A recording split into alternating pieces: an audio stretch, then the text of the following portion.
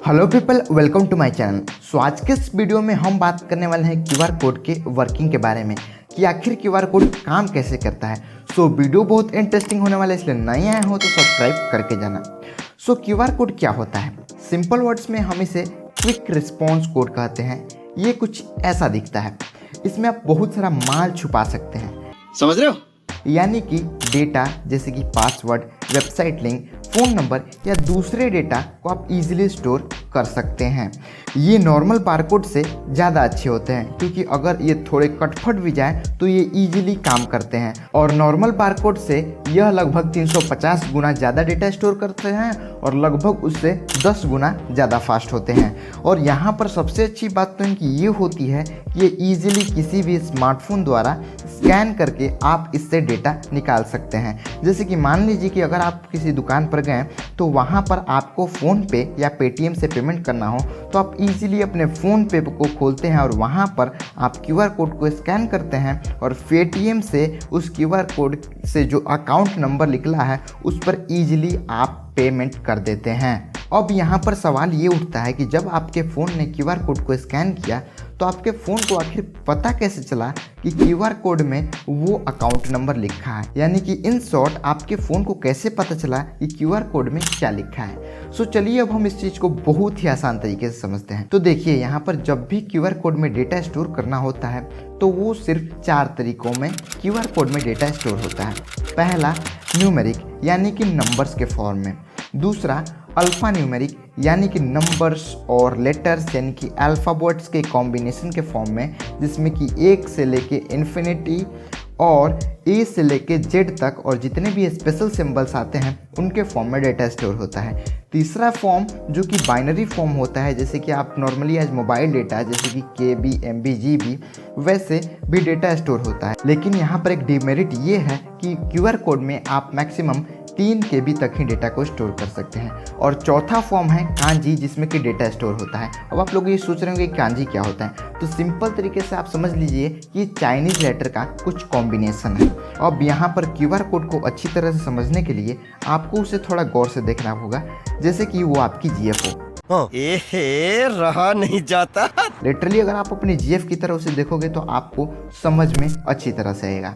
सो यहाँ पर QR code में जो तीनों कोनों पर स्क्वायर ब्लॉक्स होते हैं उसे कहते हैं पोजीशन मार्कर। यह आपके फ़ोन या स्कैनर को बताते हैं कि क्यूआर कोड को रीड करने की शुरुआत कहाँ से करनी है। अगली जो चीज़ है वहाँ पर आपको क्यूआर कोड में एक और छोटी स्क्वायर ब्लॉक नीचे की साइड देखने को मिलती है। वो छोटा स्क्वायर ब्लॉक उसे कहते हैं अलाइनमेंट मार्कर। यह आपके फ़ोन के स्कैनर को बताता है कि क्यूआर कोड सीधा किस डायरेक्शन से है, जिससे कि अगर आप अपने फ़ोन को थोड़ा टेढ़ा भी पकड़ लेते हैं तो ईजिली वह स्कैन कर लेता है। आपका फ़ोन आपके क्यूआर कोड को ईजिली स्कैन कर लेता है इसी के चलते। लेकिन ये जो चीज़ होती है वो हर क्यूआर कोड में नहीं पाई जाती है। यह चीज़ होगा या नहीं होगा उस क्यूआर कोड में, वो क्यूआर कोड के वर्जन के ऊपर डिपेंड करता है। ये जो क्यूआर कोड में आपको जो यहाँ पर अल्टरनेट पैटर्न्स दिखाई दे रहे हैं, इसे टाइमिंग पैटर्न कहते हैं। यह बताते हैं कि क्यूआर कोड कितना बड़ा होगा या कितना छोटा होगा। यहाँ पर आपको ये दो जो ब्लॉक्स दिखाई दे रहे हैं वो क्यूआर कोड के वर्जन के बारे में बताते हैं कि क्यूआर कोड आपका कौन से वर्जन का है।